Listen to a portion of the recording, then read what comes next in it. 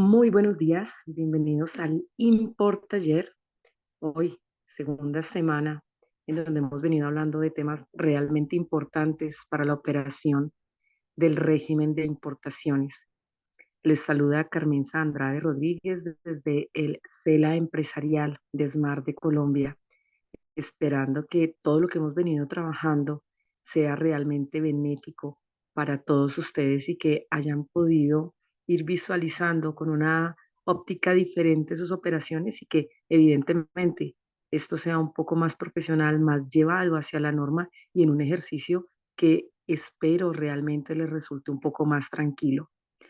Hoy vamos a hablar sobre el almacenamiento de las mercancías, un tema realmente interesante, un tema que tiene bastante información. Obviamente va a generar costos. No vamos a hacer hoy liquidaciones, pero lo que sí es importante entender es que un mal almacenamiento puede generar no solamente pérdida de mercancía, sino que puede llevar al importador a pagar dineros de más, ¿no? Entonces, prestenle atención, como se dice, y espero que sea del agrado de todos ustedes. Así que, sin más preámbulos, empecemos a hablar sobre el almacenamiento de las mercancías.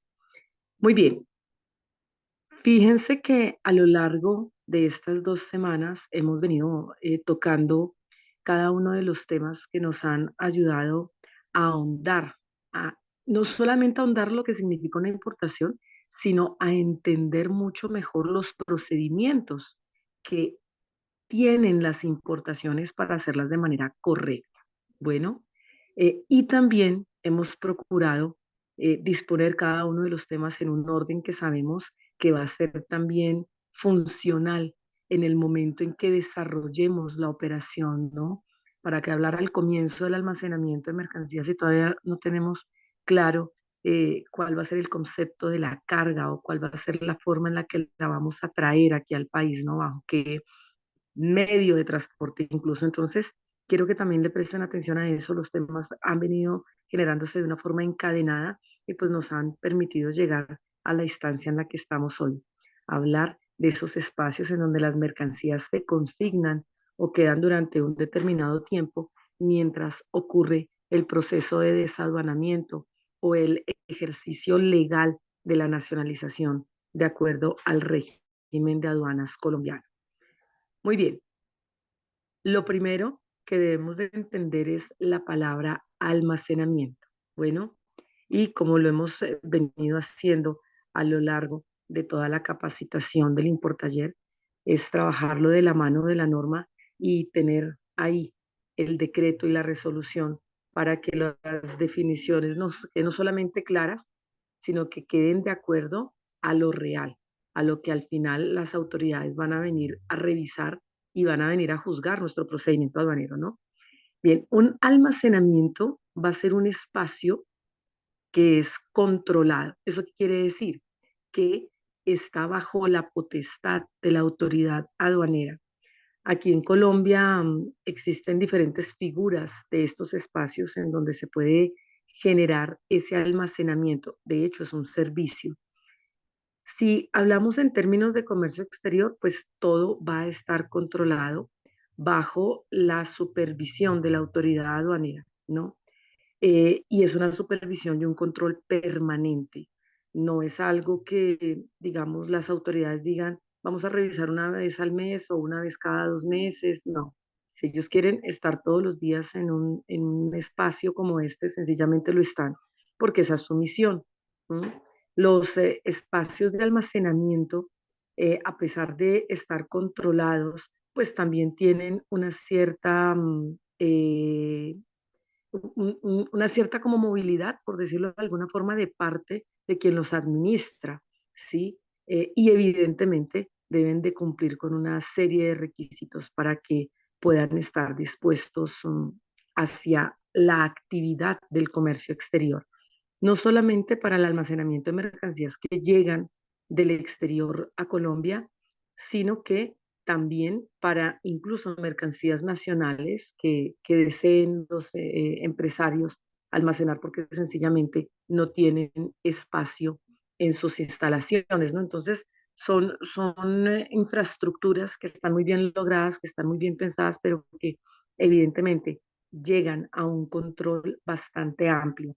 De eso se trata el almacenamiento, ¿no? Son infraestructuras logísticas que se encuentran en espacios a lo largo y ancho del país, en donde la autoridad va a tener una vigilancia, va a tener un control permanente y que dentro de esas mismas instancias van a estar supeditados a la misma norma aduanera, ¿no? Entonces, ahí está. Muy bien, sigamos. ¿Qué ocurre? El almacenamiento como tal, como les digo, debe de estar habilitado. Esa habilitación la da la Dirección de Impuestos de Aduanas Nacionales. También hay que entender que estos espacios o estas infraestructuras pueden ser públicas o pueden ser privadas. Listo, público va a ser ese espacio en donde diferentes empresas van a disponer sus mercancías en estos lugares. ¿Para qué? Para que durante el ejercicio de su actuación a nivel de nacionalización o un proceso de exportación, porque aplica también, van a estar ahí almacenadas, van a estar vigiladas por las autoridades aduaneras, ¿no? Y también pueden ser de carácter privado, ¿sí? Una empresa puede tener una infraestructura que la puede habilitar para el desarrollo de almacenamiento de mercancías propias e incluso de algunos terceros, pero regularmente cuando las empresas deciden disponer un espacio para tener su depósito aduanero, pues lo van a hacer básicamente para poder almacenar sus mercancías, ¿no? ¿Cuándo ocurre esto? Cuando ya son empresas grandes, cuando son empresas robustas, que tienen un ejercicio operacional bastante amplio y no les va a ser cómodo ni rentable tener un espacio público para llevar sus mercancías. Entonces lo que hacen es adecuarse y seguir los parámetros aduaneros para, ¿no? Lo que sí es importante entender es que más allá de que sea un espacio privado, estos depósitos, al ser habilitados por las autoridades aduaneras, también van a tener restricciones, ¿no? Y van a estar vigilados y van a estar controlados. Luego entonces ese empresario no va a tener potestad sobre la mercancía que está ya almacenada solamente porque está en su infraestructura, ¿no? Porque es de su propiedad, ¿no? Son controlados, son espacios que son vigilados y que deben de cumplir todas las condiciones aduaneras correspondientes a la habilitación, a la autorización y al control, ¿no? Aduanero como tal. Entonces están los depósitos autorizados. ¿Qué es lo importante entender de todo esto? Que los procedimientos de importación en el 100% van a estar en un lugar habilitado, considerado como depósito. Puede ser público, puede ser privado, pero van a estar ahí, ¿no? Básicamente porque, pues, como les digo, son lugares que deben de estar controlando las mercancías que ingresan al país. Y ese control es básicamente para poder establecer que lo que ingresa se está haciendo de manera legal, que las mercancías cumplen con unas condiciones específicas para poder llegar al país y que necesariamente van a tener una vigilancia de parte de las autoridades. Bien, ok. Los depósitos públicos, como les explicaba, van a ser espacios que están eh, vigilados por las autoridades, que pueden estar en diferentes espacios geográficos, ¿no? Pueden estar al interior de del país, como también pueden estar en los espacios fronterizos o sencillamente en los puertos o en los aeropuertos. Bueno, todos estos espacios en donde existe la administración aduanera, también van a tener un nombre especial. Regularmente uno los llama como zonas primarias. ¿Por qué se llama zona primaria? Porque es un lugar en donde la autoridad tiene control directo, ¿no? Sobre el procedimiento y sobre las cosas que están llegando en esos lugares. Entonces, una zona primaria puede ser un puerto, puede ser un aeropuerto, puede ser un cruce de frontera, un depósito público o privado, ¿cierto? Una zona franca. Esos espacios, dentro de la terminología técnica, los vamos a conocer como zonas primarias aduaneras.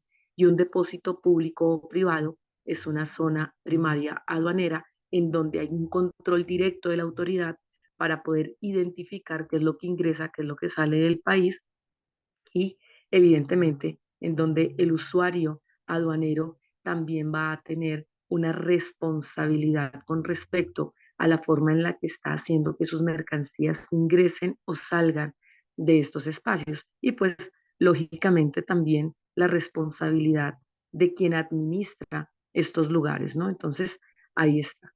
Los depósitos pueden ser públicos, los depósitos pueden ser privados, pueden encontrarse en diferentes zonas aduaneras, zonas primarias aduaneras, en donde el control de las autoridades es absolutamente directo y pues evidentemente esto les va a ayudar a que el ejercicio de las nacionalizaciones, por ejemplo, se hagan de forma correcta, ¿no? Y cumpliendo toda la formalidad que compete a la regulación aduanera colombiana, ¿no?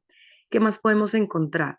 Vamos a encontrar algo bien especial que creería yo, realmente no lo recuerdo en la regulación anterior, en la legislación anterior, que estaba supeditada con el decreto 2685 y la resolución 4240. Creo que el recinto de almacenamiento no estaba, pero sí es algo que comienza a aparecer en este nuevo decreto y es un lugar bastante interesante. ¿Por qué? Porque si bien puede ser el mismo almacén público o privado autorizado, también va a tener eh, una segunda, eh, no solamente características, sino prestación de un servicio. Y es la prestación de un servicio directamente para que la autoridad aduanera ejerza un control mayor. ¿Qué ocurre?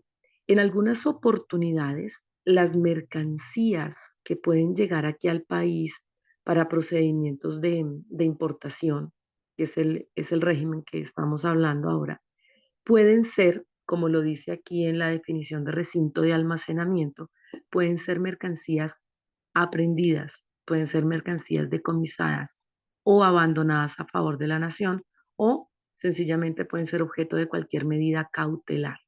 ¿Listo? ¿Qué pasa?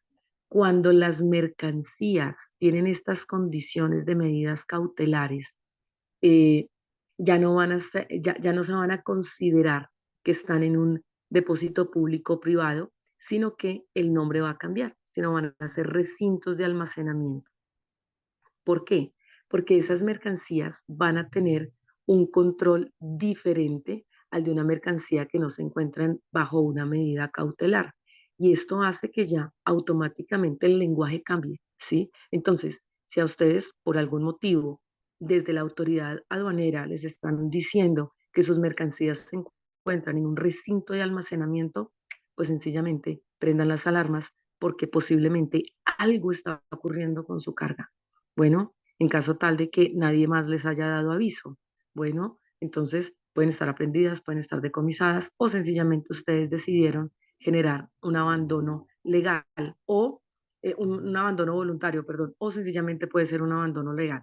Lo que sí es cierto es que fíjense que esto es una condición de lenguaje, ¿no? Un depósito de almacenamiento o un depósito autorizado es diferente al recinto de almacenamiento, ¿no? El recinto de almacenamiento es básicamente un espacio en donde están las mercancías que son procesadas o que están bajo una medida cautelar. Y esto es importante porque si en algún momento, les repito, ustedes llegan a escuchar eso sobre una carga que estén esperando terminar de nacionalizar, revisen qué fue lo que ocurrió, averigüen de manera inmediata y si obviamente están trabajando con una agencia de aduanas, pues esta a su vez les tiene que dar información de manera pronta, ¿no? Para tomar decisiones. De eso se trata el recinto de almacenamiento. Hay otros que aparecen, que me parecen también muy interesantes, y son las infraestructuras logísticas especializadas. Estos lugares son espacios que también están controlados por las autoridades aduaneras, que tienen unas prerrogativas o condiciones especiales en su funcionamiento, que pueden tener unos espacios bien definidos para poder generar una actuación a nivel del manejo en el almacenamiento de la mercancía.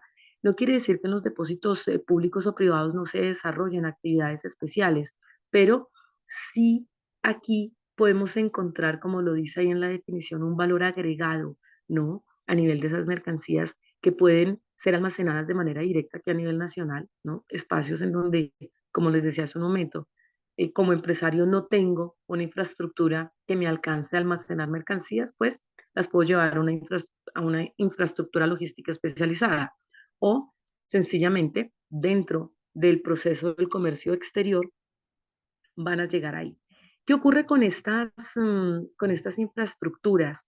Pues resulta que estas infraestructuras van a permitir que las mercancías tengan una dinámica bastante especial en el ingreso y en la salida incluso del país, que me van a permitir desarrollar, por ejemplo, ejercicios de distribución, ¿no? Entonces, llegan las mercancías, se almacenan durante un tiempo allí, cumplen el proceso de nacionalización y el empresario decide, el importador decide que como no tiene una infraestructura propia para que una vez desaduanadas las mercancías se las pueda llevar a su lugar y almacenarlas por sí mismo, pues sencillamente las deja ahí en estas infraestructuras.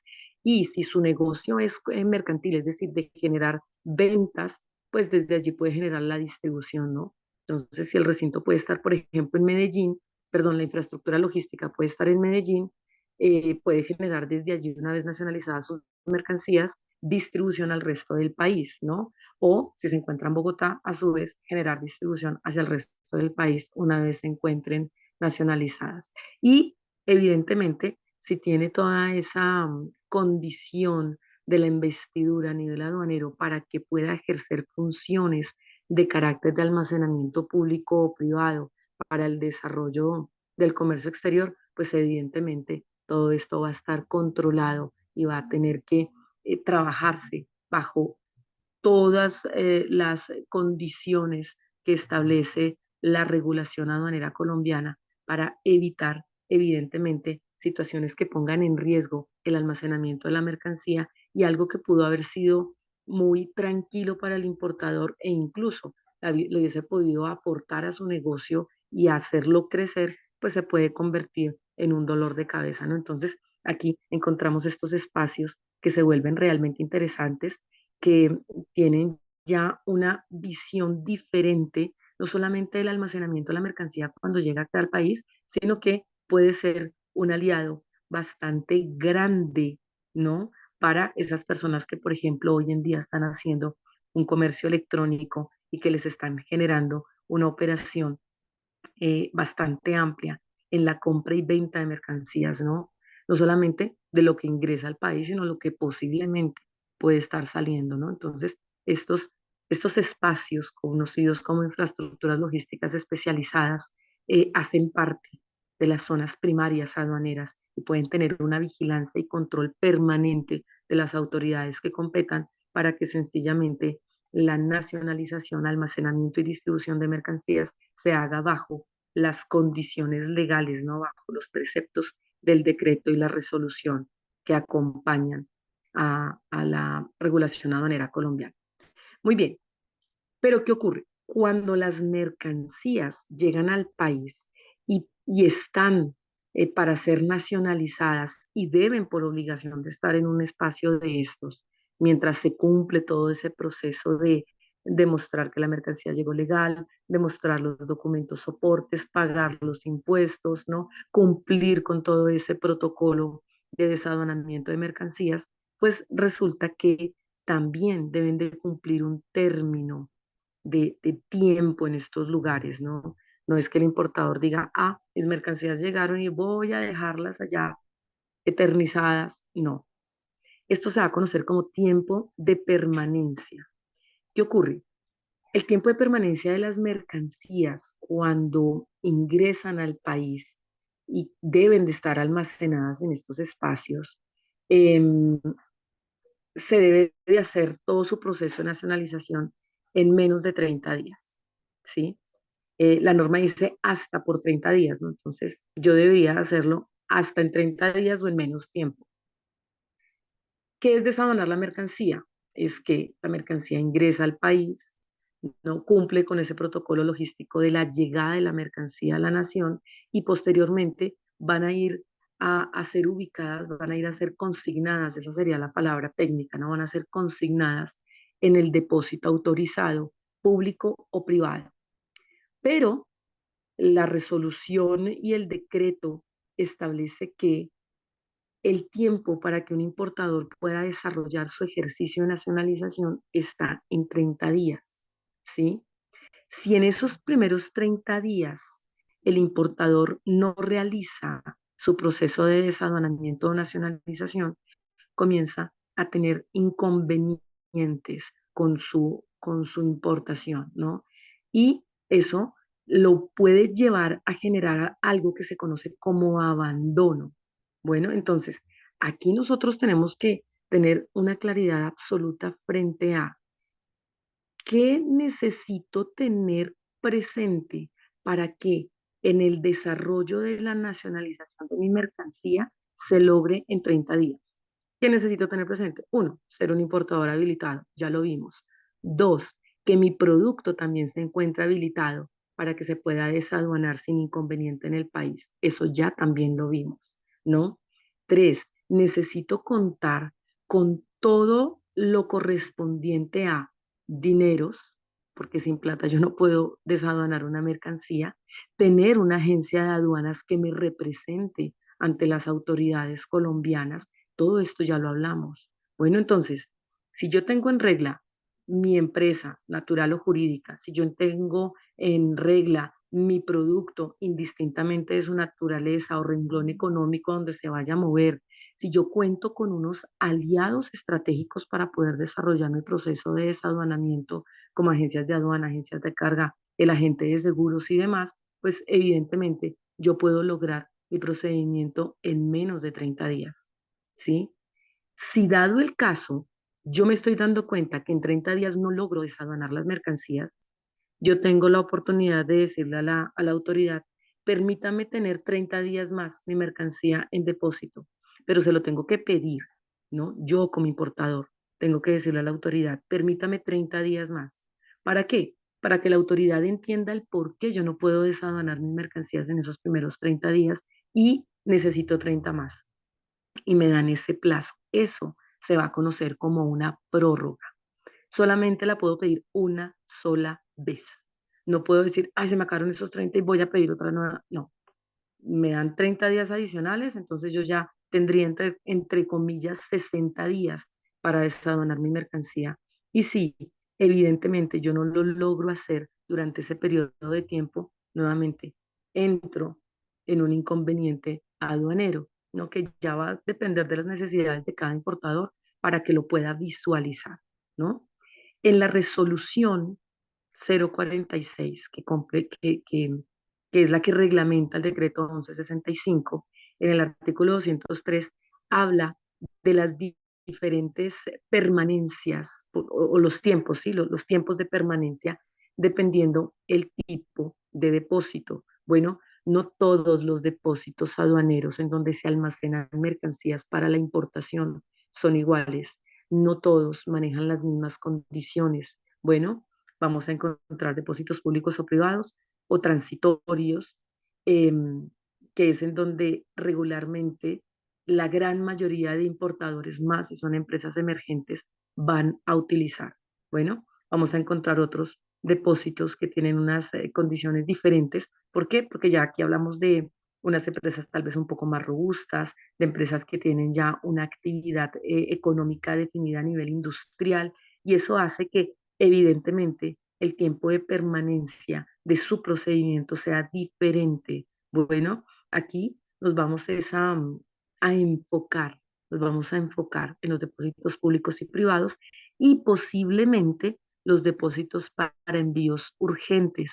Bueno, ¿cuáles son los depósitos para envíos urgentes? Cuando ustedes deciden hacer importaciones menores. Por allá también medio lo comentamos al comienzo de nuestro importaller, ¿no? Son esos envíos que llegan aquí al país por empresas de mensajería expresa. Bueno, y aún así, también tienen un mes contado a partir de la llegada de la mercancía al país. Bueno, y evidentemente, se tiene que cumplir en estos espacios de tiempo las nacionalizaciones, ¿no? Ya, cuando ustedes se vuelvan un poco más fuertes a nivel empresarial, evidentemente podrían estar hablando de un depósito para transformación y ensamble. ¿Cuántos días puedo estar ahí? 15 días y debo de justificar si en algún momento yo no puedo terminar mi procedimiento en esos primeros 15 días y tengo que solicitar prórrogas ya obviamente especiales, ¿no? Si mi mercancía está en un depósito privado para distribución internacional, ya me dicen que es un año. Si es un depósito privado aeronáutico, es un año, ¿no? Y todo esto yo sencillamente lo trabajo de acuerdo a las condiciones y de acuerdo a las necesidades de mi importación. Los depósitos de provisiones de a bordo para consumo y para llevar 18 meses. Y estos depósitos son bien, bien interesantes porque son los que le van a ayudar a toda la parte de los modos de transporte, a toda la parte del transporte internacional que llega aquí al país y necesita abastecerse.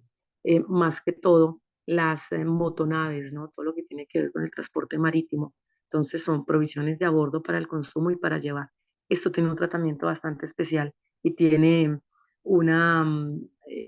toda una infraestructura también y un protocolo bien interesante. Pero entonces, prestemos bastante atención.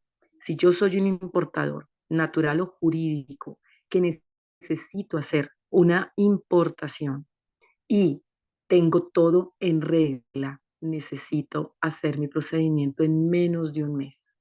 Si no lo hago en un mes y me estoy dando cuenta que necesito más tiempo, solicito una prórroga por un mes más. Bueno, solamente una vez. No lo puedo hacer dos veces, solamente una vez. Y en ese tiempo hago todo lo necesario para desaduanar mi mercancía. ¿Listo? Eso se conoce como tiempo de permanencia y necesito ser absolutamente claro con ese ejercicio para evitar inconvenientes y evidentemente poner en riesgo mi ejercicio de nacionalización. ¿Qué ocurre si yo no hago ese proceso de nacionalización en esos primeros 30 o 60 días? Se puede considerar como un abandono. ¿Qué es abandonar? Pues básicamente la aduana está diciendo, usted no quiere su mercancía y sencillamente la abandonó así, así nomás, o sea, es hasta, es hasta curioso el término, pero usted está abandonando su mercancía, ¿no? Porque no está poniendo un procedimiento en donde le esté dando visos a las autoridades de que usted quiere nacionalizar la mercancía. Entonces, ojo, ¿cuándo se convierte en un abandono legal? Cuando durante esos primeros 30 días o cuando durante el tiempo de prórroga usted no desaduana la mercancía, automáticamente eso se va a considerar como un abandono legal y la mercancía ya no es suya, eso le pertenece a la nación. Bueno, automáticamente le pertenece a la nación. ¿Mm? Y también está el abandono voluntario, cuando usted antes de los 30 o los 60 días de prórroga haya decidido no nacionalizar su mercancía. Y entonces usted por medio de un escrito le indica a las autoridades que no desea nacionalizar la mercancía, que sencillamente la abandona. Bueno, importante, el que, el que yo abandone la mercancía no quiere decir que también abandone responsabilidades de carácter legal, ¿no? ¿Cuál es la primera? Pues que tiene que someterse al pago de toda esa logística que aparece, entre ella, evidentemente, el servicio de almacenamiento de esa mercancía, ¿no? Y en caso tal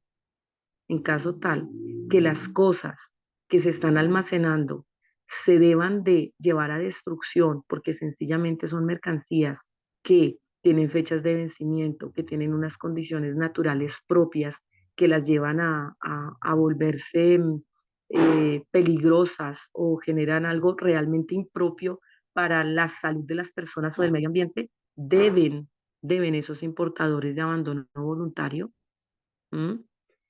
Someterse al pago de todo ese procedimiento logístico, incluso el de la destrucción, porque eso tiene unos costos. Y las destrucciones, aparte de ser controladas por las autoridades, se deben en algunas oportunidades contratar empresas especializadas para llevar a cabo todo ese proceso de la destrucción, ¿no? Y generar documentos en donde avalen que es la mercancía que ingresó de manera legal al país, ¿sí? Por vías legales al país no concluyó su proceso de nacionalización y se tiene que llevar a la destrucción.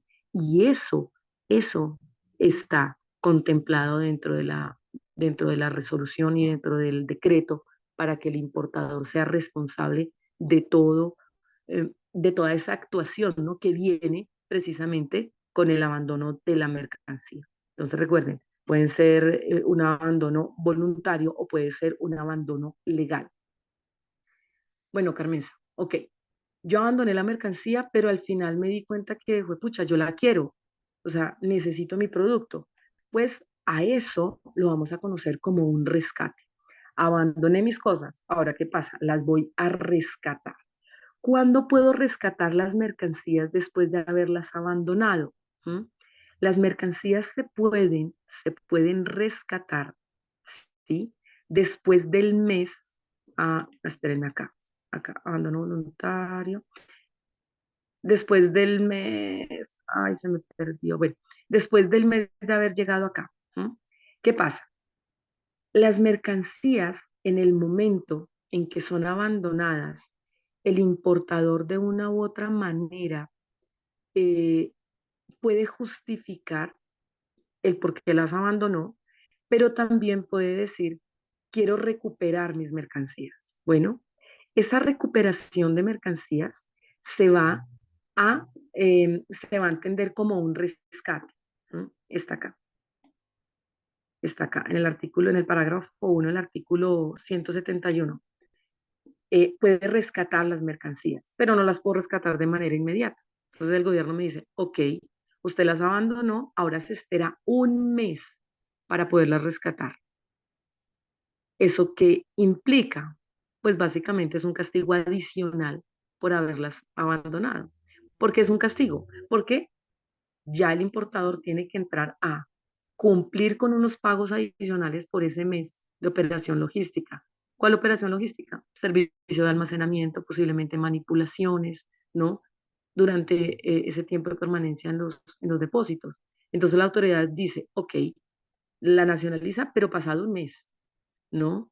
Entonces mi mercancía, si yo pedí prórroga, ya estaría hablando de 90 días. Hasta los 90 días puedo nacionalizar. Si no pedí prórroga, hasta los 60 días puedo empezar mi proceso de nacionalización. Antes no. ¿Por qué? Porque me están dando la indicación en el parágrafo primero del artículo 171, en donde se debe de cumplir de esa manera el proceso de rescate. Bueno, ¿qué ocurre? No es solamente decir, la autoridad me dijo que yo puedo rescatar la mercancía después del mes de haber llegado o después de los 2 meses en caso de tener una prórroga. Me dice, ok, pague todo lo logístico que tenga que entrever con el proceso de su rescate, pero adicional tiene que pagar un 10% del valor en aduana de la mercancía. Es decir, aquí hay una penalidad, ¿no? A nivel económico, pecuniario, como dicen los expertos. ¿Mm? ¿Cuánto vale la mercancía a nivel de valor en aduana? Mm, no sé, $25.000, $10.000, $8.000, 3.000, 1.000, lo que le haya costado. Sobre ese valor calcule el 10% y esa va a ser su sanción, ¿no? Ese va a ser el concepto de rescate, el 10% del valor de la mercancía. Evidentemente más los impuestos que se tengan que pagar, ¿no? Entonces, fíjense que el no proyectar de manera correcta mi proceso de nacionalización me puede generar gastos y son situaciones incómodas para cualquier importador, natural, jurídico, con o sin experiencia.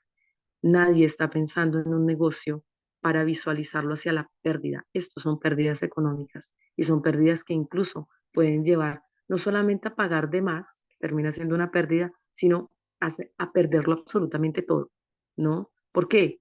Porque la terminé dejando en abandono y no la pude ni siquiera rescatar porque la mercancía no se encontraba en condiciones, no sabía lo de los vistos buenos, yo no sabía que me tenía que habilitar como importador, no pude encontrar una agencia de aduanas idónea, no la forma en la que el almacené no fue correcta, no di las indicaciones de la naturaleza de la mercancía, mejor dicho, aquí pueden ir un etcétera de posibilidades que pueden poner al importador a perder, a perder tiempo, a perder dinero y lo ponen allá en una lista, ¿no? De un importador que muy seguramente no va a generar mucha confianza, ¿no? Si es una actividad repetida, ¿no? Sus procesos de abandono. Entonces, aquí la consideración es, y el consejo o, o el comentario, ¿no? Con bastante énfasis es que si van a hacer sus procesos de importación, verifiquen muy bien quiénes son ustedes como importadores, verifiquen muy bien cuál es el producto que pretenden importar, establezcan cuáles van a ser sus aliados a nivel de toda esa operación de compra internacional, quién va a ser mi operador logístico internacional, quién va a ser mi agente de carga, quién va a ser mi agencia de aduanas, cuál va a ser la compañía de seguros que va a tener a cargo mi mercancía, y evidentemente, ¿no? Cuento con los recursos económicos para poder soportar toda esa operación para que no vayan a verse abocados a un posible abandono legal o voluntario y que si quieren rescatar sus mercancías sea algo doloroso económicamente hablando. Bueno, de eso se trataba, un tema, como les digo, muy importante, posiblemente es algo que han escuchado, que necesitan profundizar y que pues para nosotros desde el Importaller va a ser muy, muy importante como todos los temas que hemos venido trabajando, no dejarlo de lado para que hagan obviamente operaciones eh, importantes, operaciones que los lleven a trabajar con una logística visualizada hacia el ganar, ganar. Los espero la próxima semana para comenzar a hablar de otro tema supremamente importante, que es la logística de la importación. Ahí veremos algunas liquidaciones, veremos cómo toda esta parte, entre comillas, teórica comienza a resultar productiva, ¿no? Y comienza a verse ya con otro tono. Así que les deseo lo mejor. Un abrazo gigante a todos y nos vemos la próxima semana en el Importaller.